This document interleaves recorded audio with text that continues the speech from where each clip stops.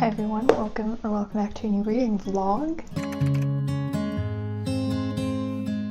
I'm really excited for this one. I wanted to film an autumn reading vlog because I love to read books according to seasons or books that have themes that remind me of a certain season. So I've been really excited, but I didn't have time to do it in October, so we're doing it in November. I'm just going to be reading books that are good for the autumn season, specifically books from my end of year TBR, if you've seen that video. And so I've actually started a book already. I started a book yesterday, and the book is none other than Pride and Prejudice by Jane Austen. The only reason to me that this is an autumn book is that from a few images that I have of the movie, which I've never seen, the few images that I've seen from the movie remind me of autumn, and a lot of people associate the movie with autumn. So this is also just a book that's on my mandatory list to be read by the end of the year, and I actually started it yesterday, like I was saying. Let's read the first paragraph. It is a truth universally acknowledged that a single man in possession of a good fortune must be in want of a wife. I have two editions of it because all of my classics are annotated in the Penguins Classics, and this one was a little gift from my parents, and I really like these vintage classic editions, but I just thought I would just keep them like this and just read them in the regular Penguins Classics so that I could annotate them. Yeah, so I read Emma earlier in the year and I liked it overall, but I wasn't necessarily enthralled with it. I think I had different expectations going into it, but this one so far I'm quite enjoying it. It's been nice to discover it fully because I have no preconceptions since I've never seen the movie, like I was saying. I'm at chapter 17, page 84, and yeah, I think it's been a lot easier to read than I again expected. I don't know if my reading ability kind of grew, but I've been finding that classics aren't as hard to understand as I think. More specific thoughts on it so far: I like Elizabeth. I like how she is pretty vocal and headstrong. She just says what she wants and what she thinks, which I like. I especially like how she voices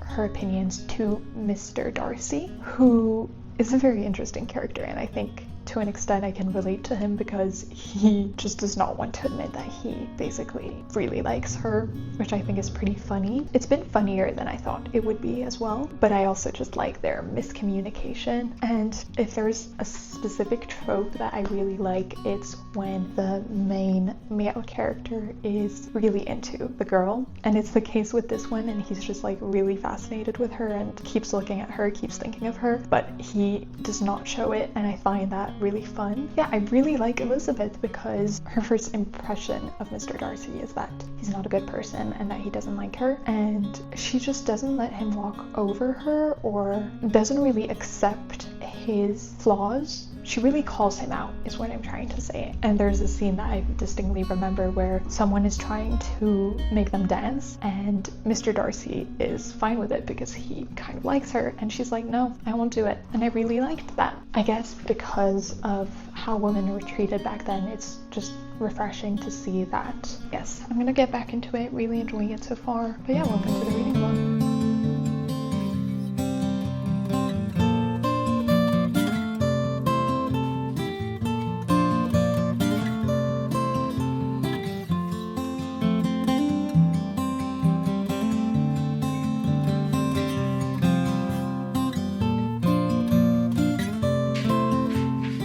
I'm about halfway through Pride and Prejudice, and so I thought I would give a little bit of an update. And this one is quite positive because I have been really enjoying it. I've just been finding it so fun and refreshing, and I really like the dynamic of the two main characters, but I also like what's going on outside of the romance, which is why I think I'm more entertained with this one than with Emma. I'm comparing the two because those are the only two Jane Austens I've read, and I know there's very divisive feelings about what people think of these both. Some people tend to love Emma, and then some people tend to love Pride and Prejudice. It's just been so entertaining. There was something that happened that I did not see coming at all, and I really wanted to mention it. So this is going to be a small spoiler. I'm going to put the time up here where you can skip if you don't want to hear anything, but I was so shocked that Mr. Darcy proposed to her once. Obviously I know it's gonna happen a second time because it's a romance book at the end of the day, so it's gonna have a happy ending, but this first proposal was crazy, and I'm really happy that she said no, essentially, because I didn't see that coming.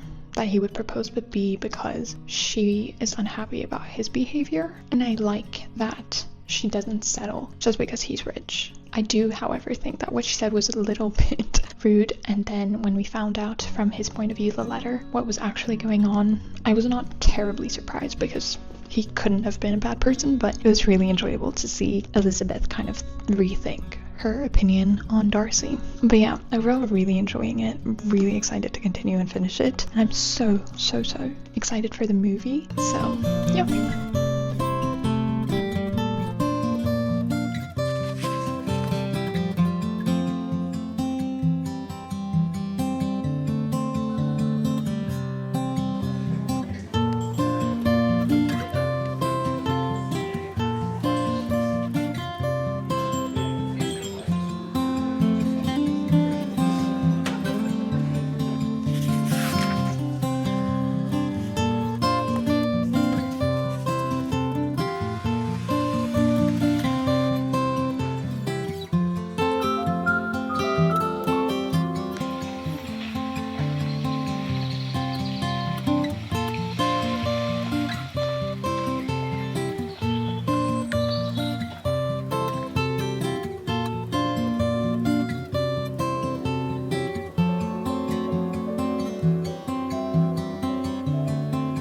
Hey guys, as you can probably imagine from the lighting, it's super gloomy. It's been super gloomy these days. That is to be expected of London.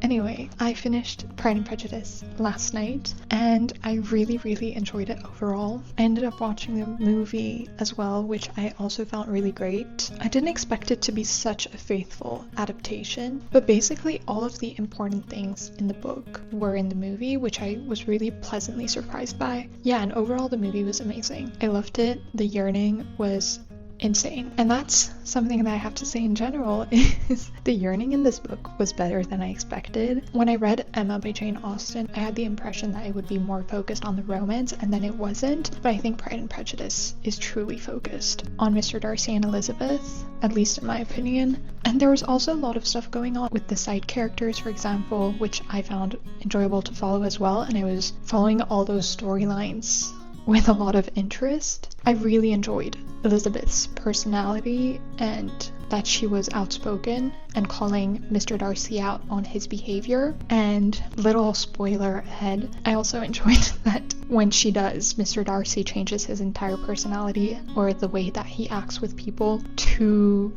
be better, but also for Elizabeth, which I found was nice. He was just basically doing everything for her, and I liked that. Their banter was also really funny because she was bantering with him to challenge him, and he was just subtly trying to tell her that she was amazing. It was really good. I really enjoyed it. My only complaint would be that, and I found that to be the case with Emma as well, is when the characters get together, there's like 1 or 2 chapters at the end, and I wish we saw them a little bit more when they're already together. I don't need 100 pages of them being together, but perhaps a few more would have been good. But yeah, overall liked it more than Emma, liked it more than I expected. I really loved it, which was unexpected as well from my small reading slump from The Secret History, but I read this really fast. I read it in 3 days, which is fast for me now. The quote on the back is so good as well. It says, "You must allow me to tell you how ardently I admire and love you." And in the movie, I knew the hand flex scene, of course,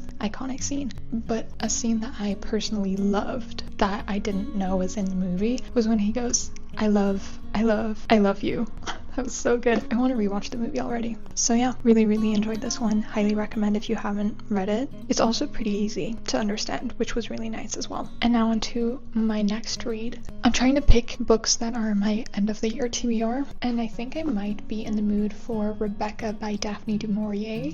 I don't know if this is necessarily a spooky book, but I know that a lot of people usually read it during spooky season. The reason that I'm a little bit on the fence is that from the back, it kind of reminds me of Jane Eyre, and I really loved Jane Eyre last month. So yeah, that's the only reason that I'm a bit like, am I gonna find it too similar? But I'll still give it a chance. And that being said, I think I'm gonna try and go read outside for a bit because today's not a rainy day and it's also Saturday, so I think it's a good excuse to go read outside. As always, I will be sharing the first paragraph. Last night, I dreamt I went to Manderley again. It seemed to me I stood by the iron gate leading to the drive, and for a while I could not enter, for the way was barred to me. There was a padlock and a chain upon the gate. I called in my dream to the lodge keeper, and had no answer, and peering closer through the rusted spokes of the gate, I saw that the lodge was uninhabited.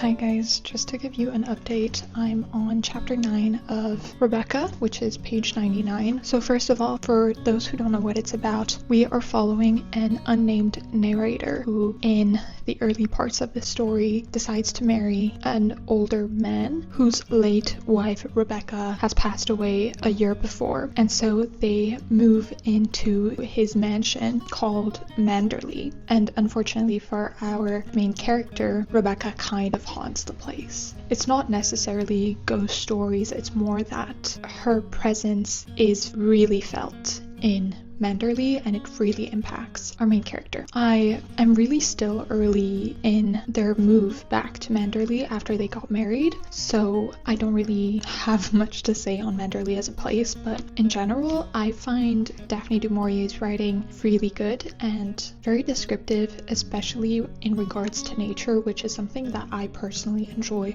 a lot in writing. I love nature descriptions, and it really immerses me in a story because I don't have the most imaginative mind when it comes to reading. That is to say that I don't really see things happen in my brain. So a lot of the time what I enjoy with writing will be descriptions, not because it paints anything in my head, but because I love words, and I really enjoy the writing in this book. The prose is just really nice and it makes me want to read other of her works. I'm also finding it so interesting that the main character is completely unnamed, but she's also very loosely described and loosely painted, so it feels like you almost are going to come to know Rebecca more intimately than her. And her relationship with her husband is also very interesting. He's kind of mysterious, and his reasons for marrying kind of come as a shock because they don't know each other very well when he proposes that they marry. So I'm really curious to see where that's gonna go and to see their relationship evolve.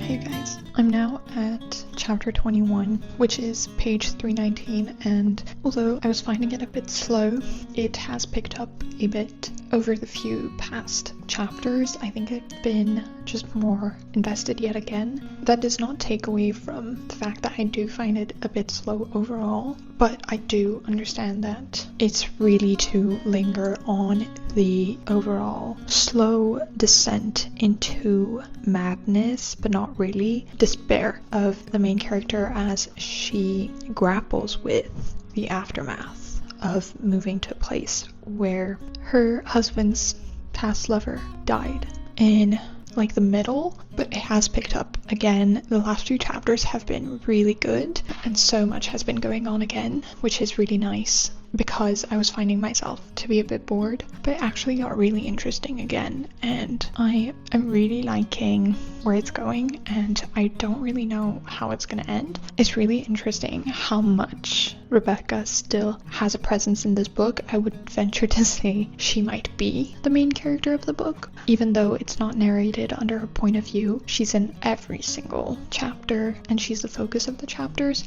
I'm still really liking the writing overall. I think the writing writing is beautiful and I really want to read more Daphne du Maurier. As for where it's going, I'm really curious to see, because right now it's finally picking up again, and I'm just curious to see what's going to happen in the end.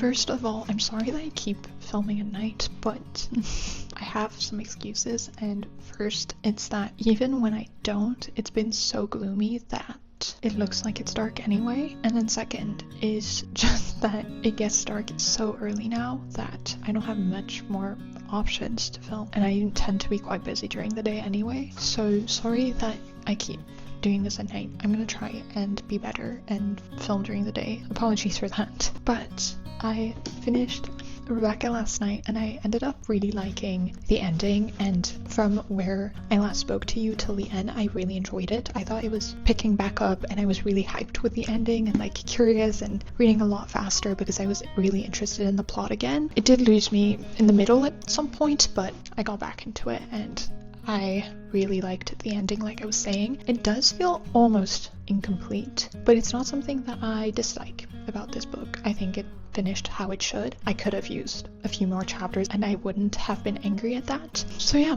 overall I'm really happy that I finally read this book. Not that it's been on my radar for too long, but I feel like it's a book that I could have kept pushing off. I was quite worried going into it that it would be too similar to Jane Eyre, and then I found that it really wasn't. I learned that there was a film on Netflix, so I might watch that. The only thing that's holding me back a little bit is that it's with Armie Hammer. If you know the lore behind Armie Hammer, you'll understand. So yeah, but it is what it is. I think it could be a good movie anyway, so I think I might watch it, because why not? But overall, I was reading a little bit of the afterword, and I think it's really sad that this book kind of got dismissed back when it was written because it was seen as a romance book, because that's not the plot at all. And I'm confused. I mean, I'm not confused or surprised because a woman writing fiction just was cast away anyway, but it's just really disappointing when it comes to this book specifically, because it's such a well depiction of slowly losing your mind, and at the same time it's beautifully written. And the plot itself is really compelling, so I don't know why it was seen as just a romance. It seems that it's just people who didn't read the book that would think that. But yeah, overall really liked it. Really excited to read more Rebecca du Maurier, because I think I would really enjoy her other books as well, seeing as how I really loved the writing. And now we are starting Madonna in a Fur Coat by Sabahattin Ali. I'm so excited for this book. It's super short, so I should be able to finish it pretty quickly. I have this preconceived feeling that I'm going to absolutely adore this book, so I'm really excited. I'm in the mood for it, or at least I think I am, because I'm in the mood for unrequited love, so this is going to be great. I've kind of been finishing my rewatch finally of Normal People, which I, by the way, managed to get my hands on the scripts book, so I'm really happy with that. But of course, Normal People has a very intense depiction of a relationship, and that really put me back in the mood for this book. It's also my time of the month, so I'm in the mood to be more introspective, more emotional, and to analyze relationships, so I think this is just going to be perfect. Like always, I'm going to read you the first paragraph. Bear in mind, this one is pretty long. The secret is I already started it a few hours ago at the park, so this is not a surprise for me, but I think the first paragraph is really good, so I'm excited to read it anyway. Of all the people I have chanced upon in life, there is no one who has left a greater impression. Months have passed, but still, Raif Effendi haunts my thoughts. As I sit here alone, I can see his honest face, gazing off into the distance, but ready, nonetheless, to greet all who cross his path with a smile. Yet he was hardly an extraordinary man. Indeed, he was rather ordinary, with no distinguishing features, no different from the hundreds of others we meet and fail to notice in the course of a normal day. Indeed, there was no part of his life, public or private, that might give rise to curiosity. He was, in the end, the sort of man who causes us to ask ourselves, what do they live for? What do they find in life? What logic compels them to keep breathing? What philosophy drives them as they wander the earth? But we ask in vain if we fail to look beyond the surface, if we forget that beneath each surface lurks another realm in which a caged mind whirls alone. It is, perhaps, easier to dismiss a man whose face gives no indication of an inner life. And what a pity that is. A dash of curiosity is all it takes to stumble upon treasures we never expected. That said, we rarely seek that which we do not expect to find. Send a hero into a dragon's den, and his task is clear. It is a hero of another order who can summon up the courage to lower himself into a well of which we have no knowledge. Certainly, this was not the case for me. If I came to know Raif Effendi, it was happenstance, pure and simple.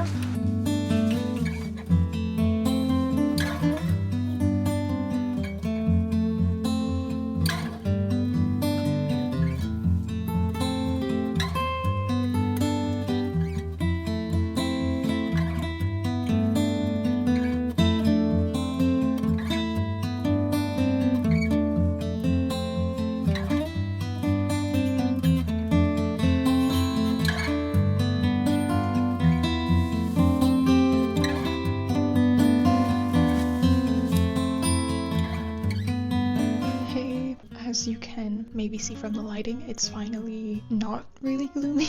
I'm laughing because it was sunny just a second ago and now it's just cloudy but bright. So I can film during the day and it looks normal, but I'm gonna give you a little update on Madonna in a Fur Coat. I am at page 56. If you've seen my reading vlog of The Secret History by Donna Tartt, I was a little bit complaining about how the chapters were really long. This book has no chapters at all, so I've just been stopping randomly. And it is quite short, so it's okay, because I guess some people could read it in one sitting. I'm not one of them, partly because I have other things to do, but also because I'm a slow reader in general, and I'm extremely slow when annotating, especially when I annotate a lot, which, just as an example, is the case with this book. For those of you who don't know what it's about, which I was one of those people, and I don't think it's a problem to go into it not knowing, but I think it's interesting because the back paints an idea and I was expecting something different. But anyway, we once again, similarly to Rebecca, follow an unnamed narrator who meets this person called Raif Effendi, who is mentioned in the first page, in the first paragraph, and he becomes very close to this person that he works with. And then he comes to be in possession of Raif Effendi's journal. And so you just kind of go into this man's journal entry of his time in 1920s Berlin as he falls in love with an artist, which is what's written on the back. But I'm gonna say almost the first third of the book is not following that storyline. It's following our unnamed narrator meeting Raif Effendi. Ever since we've jumped into this journal, I have found the writing absolutely beautiful. It was already really interesting before, but I think right now it's a lot more reflective because it's like a journal entry and it's making me want to journal a lot more. It presents these ideas on loneliness and personalities that I find really interesting, and I love to look really deeply into someone's thoughts. So this is exactly what I've been in the mood for. I've not come yet to the yearning that everyone kind of describes when they talk about Madonna in a Fur Coat, but I'm leading up to it a little bit and I'm really excited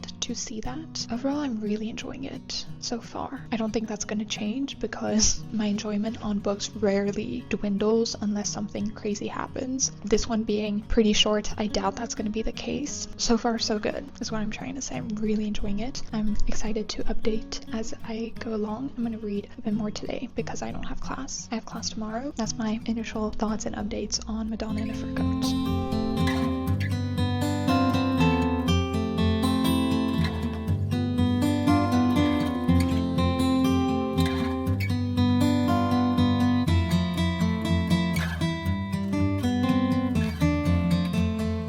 I've just paused my reading session because I realized that I was moving forward and I wanted to give an update before I continued and finished the book. I'm now on page 118, which means I have 50 pages left. I feel that I am reaching a turning point in the story. I don't know if that's necessarily going to be true or not, but I do think that something is going to happen that will change. I truthfully could not fall asleep last night because I kept thinking about the book, and so I decided to have a little journaling / writing session wherein I was kind of saying that a part of me was detached from the story, and I think that I've just come to the conclusion right now that it's only in the sense that I don't have the current feelings that the character has for anybody in my life right now. So it's not presently relatable, but it is so relatable as a whole, and looking back on myself and on my experiences with love and feelings for people, I think it's just so relatable. It's so beautiful. It's not groundbreaking or life-changing, but it is really intense, I think is the word. And it's crazy to read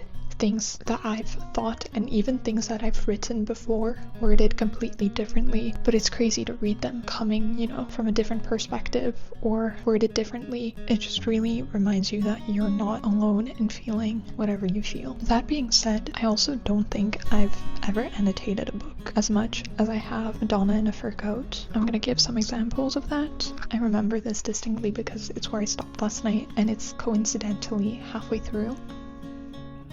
I know that some people think it's useless at that point to annotate, but it's not for me. I should just make a whole separate video talking about my relationship to annotating and how I view that, because most of this page is annotated, and of course there are passages that are annotated less, like this one for instance. But yeah, in general I found it so compelling. There are just so many things that Rife says and thoughts that he has that I just really enjoy, and it's been even more the case now that he's been having discussions with this woman that he's fallen in love with, because they have different views of love, different but similar at the same time. But I think it's just so compelling and interesting, and it's an area that I am personally fascinated by. So overall, I can't say anything, but I'm completely and truly enjoying it, and I feel it so deeply inside despite being detached from it to a certain extent circumstantially. But I think that the second that I feel anything similar again, I will be rereading this, because I think it must be such a powerful experience to read this book whilst you're having these feelings for someone. It's magical and I love it, and I completely understand why it's been blowing up. So let's go finish it.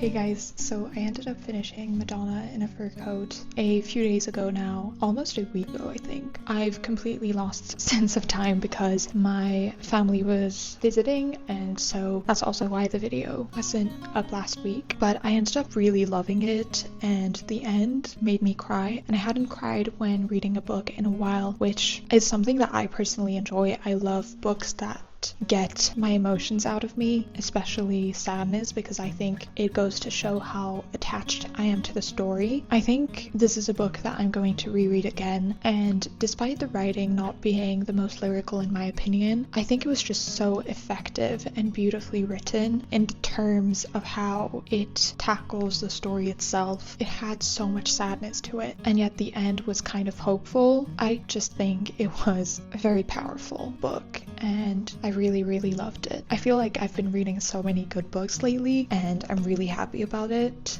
but once in a while you just come across a book that is not only great, but that touches you and that you relate to, and this is one that did that for me. I really enjoyed it. So yeah, that kind of brings us to the end of this reading vlog. To go over everything I read quickly: Pride and Prejudice, which I really loved and was very pleasantly surprised by; Rebecca, which I think is a great autumn read, especially for spooky season. I still haven't watched the movie, but I really liked the writing in this one. And then finally Madonna in a Fur Coat, which is a new favorite for me. And yeah, that's it from me. I will see you soon with typical end of the year videos. I'm excited for those, and I'm excited to talk to you guys a bit more. I'm also excited to film some winter content now because it's officially winter. And yeah, thank you for watching. I'll see you soon. Bye.